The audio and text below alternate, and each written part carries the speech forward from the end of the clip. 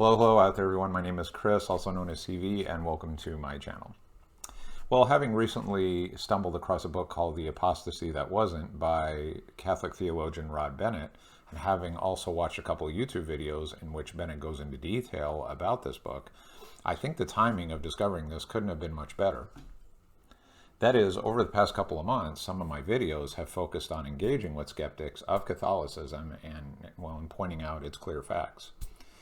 Whether that be showing that the Catholic Church is the ultimate definition of unified Christianity, that it is truly the one holy apostolic church, or that modern biblical scholarship is rather flawed and has created a confused musical chairs type game of which theologian should I believe, or that the church fathers are quite clearly consistent on the same beliefs that the Catholic Church still holds today, or that the faith versus works debate has already been so thoroughly refuted, it's mind-blowing that we are still having the debate. These topics all aggregate up to a glaring problem we humans have faced throughout history: conspiracy theories. As Bennett points out in his book and lectures, all of which are linked below, conspiracy theories about Catholicism are nothing new. And like atheist arguments against God, religion, etc., many of the conspiracy theories about the Catholic Church are old hat. Most, if not all, of the theories are just as tired and pointless as the faith versus works debate. We Catholics do not believe that works without grace/faith, replace Christ dying and resurrecting for our sins and eternal salvation, the end. We Catholics do not worship Mary, the end. We Catholics are the original church, 2,000 years of church history, starting from the time of Jesus, which is not wavered from its core tenets, the end. And though, yes, we've had our struggles and left turns along the way, the one constant is the Catholic Church is still the Catholic Church. It has not been reformed, reinvented, rediscovered, nor rebranded, ever. The end. What's more, in a world of human social evolution that's endured massively bloody wars, starvation, most people working as serfs or slaves until the late 19th century, diseases wiping out thousands of millions of people, the occasionally tyrannical rulers who leveled entire societies, and a lack of widely available medicine and healthcare until the 20th century, anything that has been consistently a force for having morals and values has been nothing short of a miracle in social evolution. Even if Catholicism were not true, a big part of its legacy is that here we are now, 2,000 years later, yes, 2,000 years, still talking about it. The church still has about 1.3 billion adherents, or less, even despite those Catholics who have fallen away or may have a nominal or not well catechized belief. The church is still infused in societies throughout the world, even in places that have devolved more into secularism. And the church and Christian-based values overall, whether some university professors out there like it or not, is still the bedrock of how Western civilization was formed into a free, more democratic society. Yet there is no denying that thousands, yes, thousands of other Christian churches out there refuse to align with the Catholic Church and keep to its original meaning, is to be universal, what Catholic means, to all Christians. And while this could open the door to exploring all the reasons why there is so much division today among Christian churches, that topic is now also a bit washed up. Most active Christians understand the key differences between the Catholic Church and all other Christian churches. Therefore, I'm not going into an exhaustive look at that. And there are plenty of YouTube videos out there that cover that in detail if you want to go that direction. Really, here is the crux of the matter. Throughout this past 2,000 years, and particularly within the past 500, every single movement against the Catholic Church has been founded on a conspiracy theory, and as Rod Bennett points out. Now, when we think of the term conspiracy theory, it's easy to point out all the fringe conspiracy theories that have plagued the better part of the 20th century and now into the 21st century. The moon landing was fake, the earth is flat, 9/11 was an inside government job, Elvis is still alive, so is Jim Morrison, and 5G will destroy all society as we know it. And the examples go on and on. But conspiracy theories are not limited to Looney Tunes ideas in the secular world. Christianity overall has dealt with a wide array of conspiracy theories, from trivial to utterly insane to everything in between. And that's not just going after the easy targets, such as, say, LDS or Jehovah's Witness or Seventh-day Adventists. All it takes is just one seemingly articulate, well-coercive person to put forth a claim and then manipulate the masses into accepting it. Which leads to a point that Bennett makes about absolutes in life. There is no absolute proof of anything. That's a quote by Bennett. Quote, "There is no absolute proof of anything," end quote.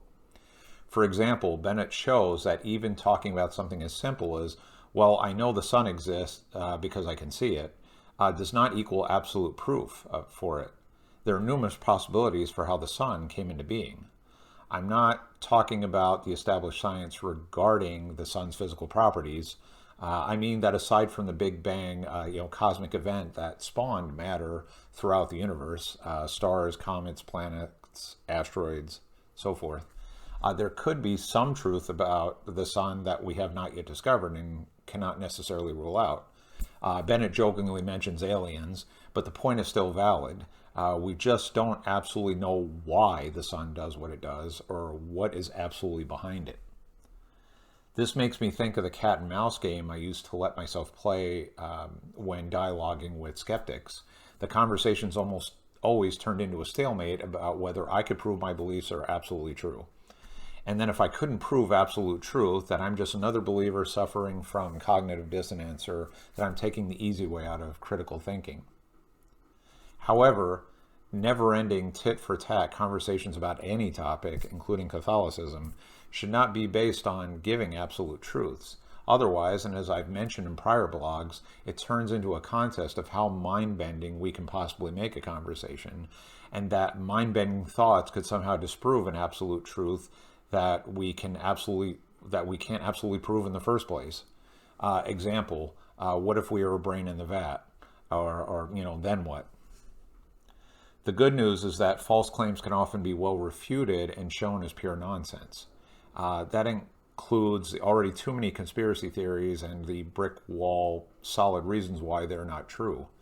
Also, it is important to distinguish objective truth from absolute truth.